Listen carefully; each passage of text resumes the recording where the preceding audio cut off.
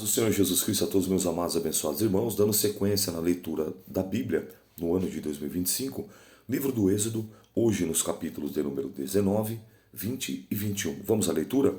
Deus fala a Moisés no Monte Sinai. Ao terceiro mês da saída dos filhos de Israel da terra do Egito, no mesmo dia, vieram ao deserto de Sinai. Tendo partido de Refidim, vieram ao deserto de Sinai e acamparam-se no deserto. Israel, pois, ali acampou-se de fronte do monte. E subiu Moisés a Deus, e o Senhor o chamou do monte, dizendo: Assim falarás à casa de Jacó e anunciarás aos filhos de Israel: Não tendes visto que fiz aos egípcios, como vos levei sobre as asas de águias e vos trouxe a mim? Agora, pois, se diligentemente ouvirdes a minha voz, e guardardes o meu concerto, ou o meu pacto, ou a minha aliança, então sereis a minha propriedade peculiar dentre todos os povos, porque toda a terra é minha, ó glória. E vós sereis reino sacerdotal, povo santo. Estas são as palavras que falarás aos filhos de Israel. E veio Moisés, e chamou os anciãos do povo, e expôs diante deles todas as palavras que o Senhor lhe tinha ordenado. Então o povo respondeu uma só voz, e disse: Tudo o que o Senhor tem falado, faremos. E relatou Moisés ao Senhor as palavras do povo. E disse o Senhor a Moisés: Eis que eu virei a ti numa nuvem espessa, para que o povo ouça, falando eu contigo, e para que também te creiam eternamente, porque Moisés tinha anunciado as palavras do seu povo ao Senhor. Disse também o Senhor a Moisés: Vai ao povo, santifica-os hoje e amanhã, e lavem eles os seus vestidos, e estejam prontos para o terceiro dia, porquanto no terceiro dia o Senhor descerá diante dos olhos de todo o povo sobre o monte Sinai, e marcarás limites ao povo em redor, dizendo: Guardai-vos, que não subai-vos ao monte, nem toqueis no seu termo, porque todo aquele que tocar certamente morrerá. Nenhuma mão tocará nele, porque certamente será apedrejado ou aceteado. Quem, quer seja animal, quer seja homem, não viverá, soando a buzina longamente, então subirão ao monte.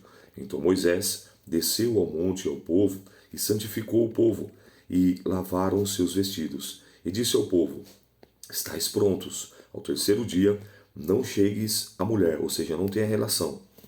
E aconteceu que ao terceiro dia, ao amanhecer, que houve trovões e relâmpagos sobre o monte, uma espessa nuvem e um sonido de buzina muito forte, de maneira que estremeceu todo o povo que estava no arraial.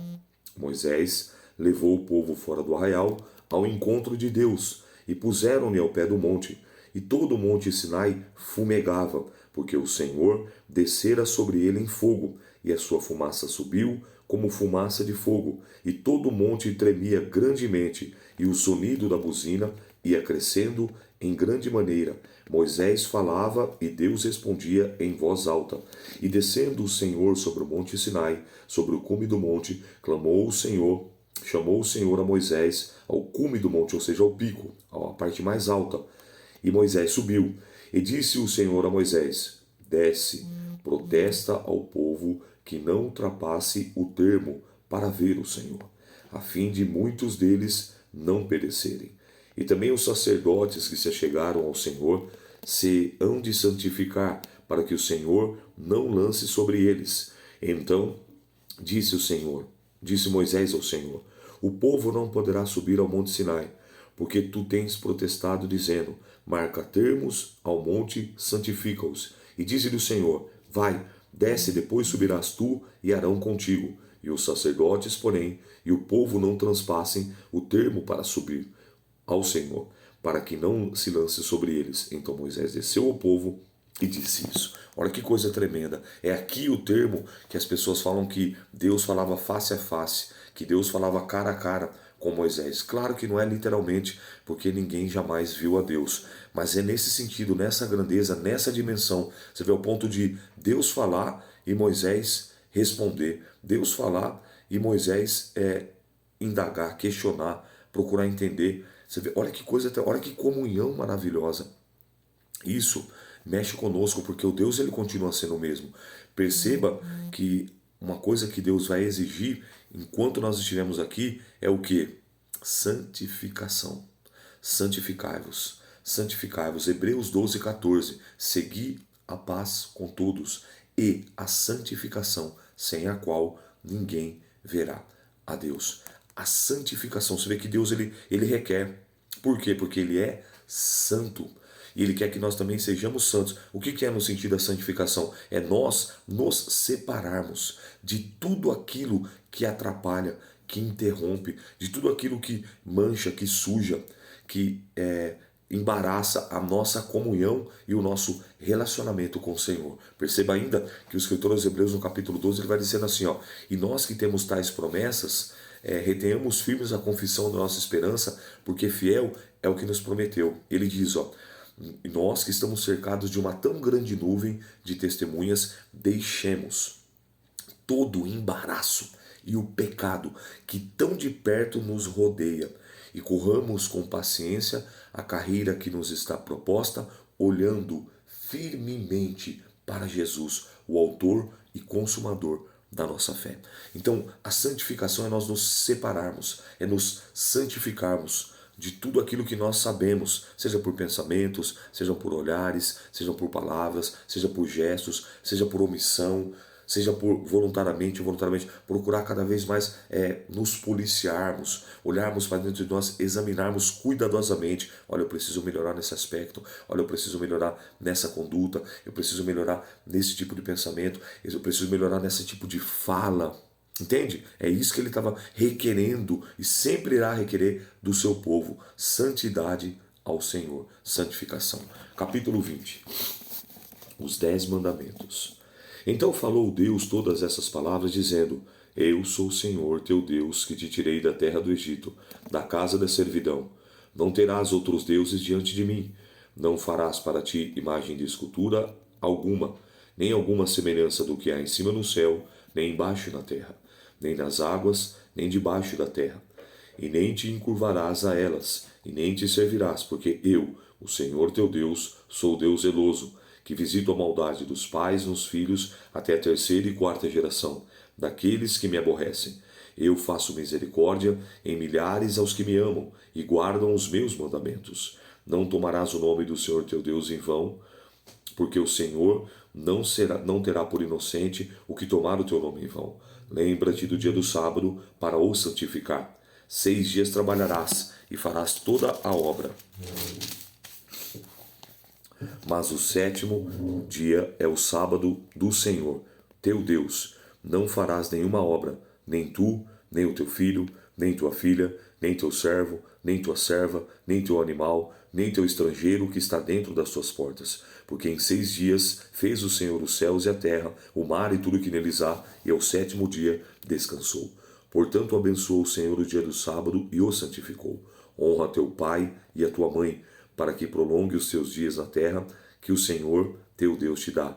Não matarás, não adulterarás, não furtarás, não dirás falso testemunho contra o teu próximo, não cobiçarás a casa do teu próximo, não cobiçarás a mulher do teu próximo, nem o servo, nem sua serva, nem o seu boi, nem o seu jumento, nem coisa alguma do teu próximo.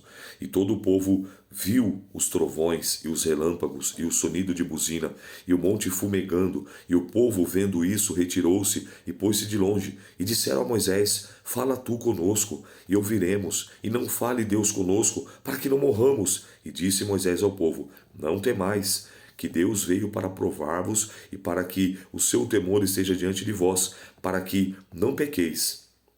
E o povo estava em pé de longe. Moisés, porém, se chegou à escuridade onde Deus estava.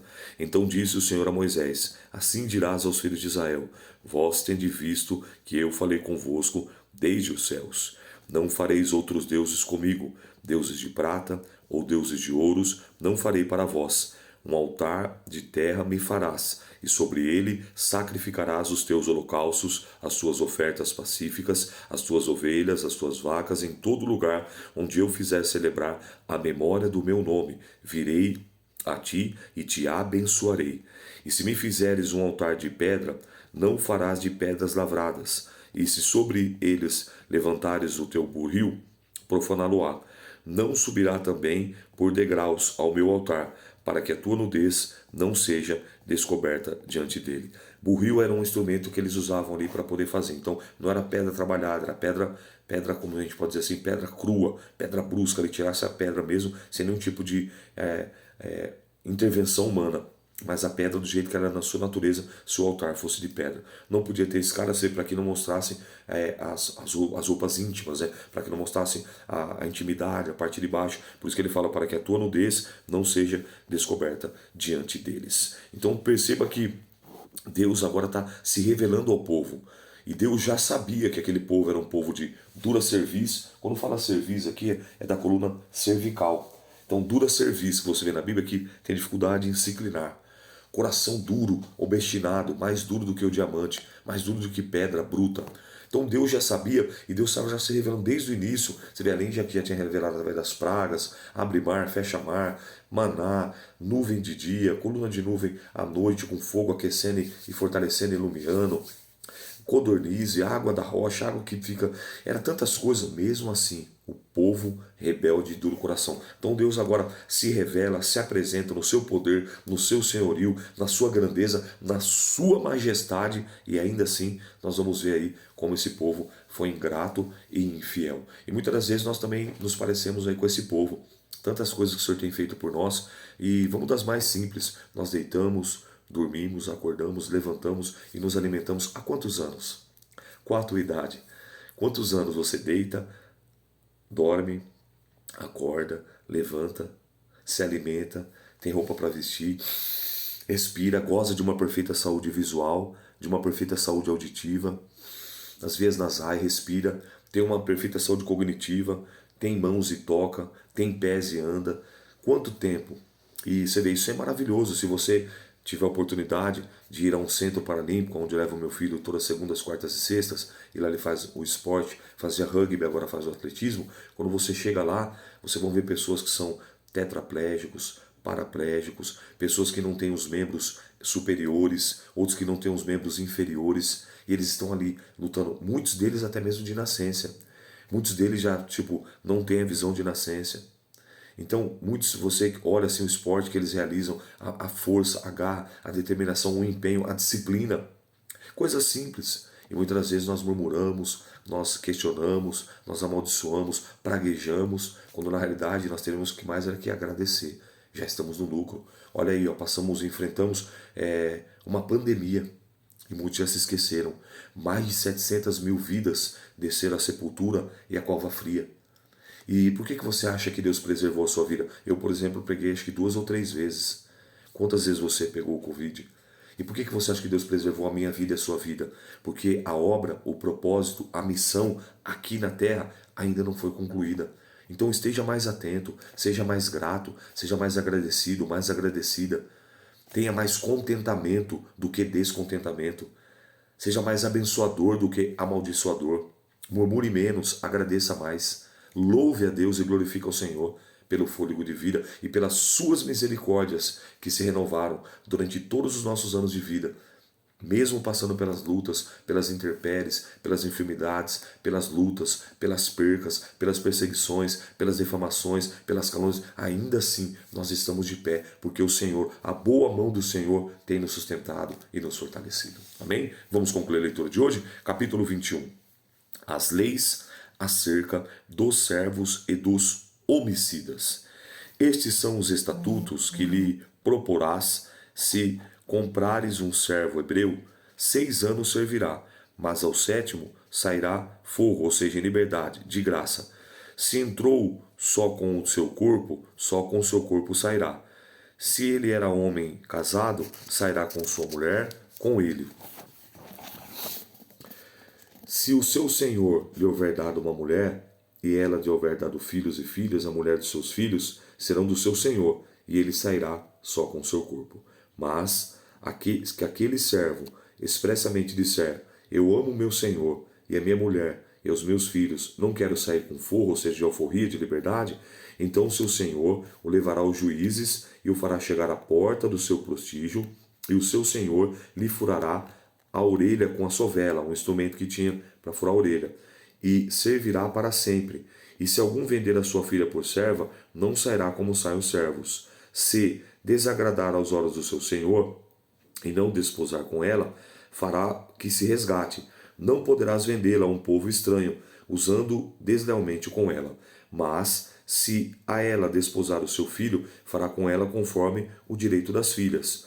Se lhe tornar outra, não diminuirá o mantimento desta, nem o seu vestido, nem a sua obrigação marital, como marido e mulher, sem dar dinheiro.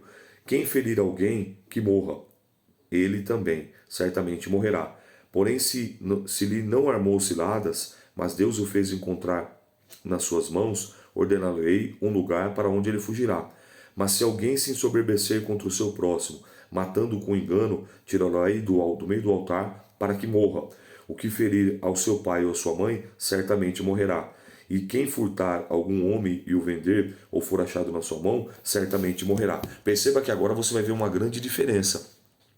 Por isso que eu iniciei a leitura no tempo da graça, no tempo do favor imerecido, trazendo a manifestação e a revelação de João Batista, de Jesus, e depois do Pentecostes, da descida do Espírito Santo, do estabelecimento da igreja e dos seus princípios e da sua doutrina. Agora nós estamos aqui na época do Primeiro Testamento, da Primeira Aliança, do Antigo Testamento. Agora são a época das leis. Olha como era, o negócio era sério. As leis acerca dos que amaldiçoar os pais ou ferem qualquer pessoa. Quem amaldiçoar seu pai e sua mãe, certamente morrerá. Dá uma olhada. E se alguns homens pelejarem, ferindo um ao outro com pedra ou com punho, a esse não morrer, mas cair na cama, e se ele tornar, levante-se a andar, fora sobre ele o seu bordão, então aquele que o feriu será absolvido. Somente lhe pagará o tempo em que perdera e o fará curar totalmente. Se alguém ferir o seu servo ou a sua serva com um pau e morrerem debaixo da sua mão, certamente será castigado. Porém, se ficarem vivos ou por 2 dias, não será castigado, porque é o seu dinheiro. Se alguns homens pelejarem e ferirem uma mulher grávida e forem a causa que ela aborte, porém se não houver morte, certamente será multado, conforme lhe impuser o marido da mulher, pagará diante dos juízes. Mas se houver morte, então darás vida por vida, olho por olho, dente por dente, mão por mão, pé por pé, queimadura por queimadura, ferida por ferida, golpe por golpe. Aqui era chamada de lex talion, lei de talião, ou seja, de igual modo, tudo de igual. O que você fez será feito a você. Queimou, vai ser queimado. Feriu, vai ser ferido. Feriu o olho vai ser ferido. Você vê, essa é a lei da volta, da colheita obrigatória. Quando alguém ferir o olho do seu servo, olho da sua serva e danificar, deixar ir o forro pelo seu olho. Se tirar, ou seja, o seu servo que foi ferido, pode ser colocado em liberdade, não vai ser mais escravo. Se tirar o dente do seu servo ou o dente da sua serva, deixar ir em forro pelo seu dente. Se algum boi escornear, ou seja, cifrar um homem ou uma mulher, que morra o boi, e será apedrejado, certamente que a sua carne não se comerá, mas o dono do boi será absolvido. Mas se o boi, diante do escorneador, aquele que foi chifrado, do seu dono, foi conhecedor disso e não o guardou, e matando homem ou mulher, o boi será apedrejado e também o seu dono morrerá. E se lhe for imposto resgate, então dará como resgate a sua vida, tudo quanto lhe for imposto. Quer tenha chifrado um filho, quer tenha, vai estar escorneado, mas é chifrado, está uma filha. Conforme o estatuto lhe será feito. E se o boi escornear um servo ou uma serva, dar-lhe-á 30 cincos de prata ao senhor e ao seu boi apedrejado. Deixa eu fazer esse mergulho aqui. Olha para você ver. Deixa eu mostrar uma coisa bem grandiosa aqui, que certamente isso aqui você não sabia, certamente isso aqui você nunca ouviu, estou falando com toda certeza, e hoje você vai ouvir. Qual foi o valor que Judas Iscariotes, um dos apóstolos escolhidos pelo Senhor, traiu Jesus Cristo? Você sabe? Pensou aí? Lembra aí? Então vamos lá, está no texto lá, no Novo Testamento, 30 moedas de prata, certo? Está lá em Mateus capítulo de número 26. Foram 30 moedas de prata, ok?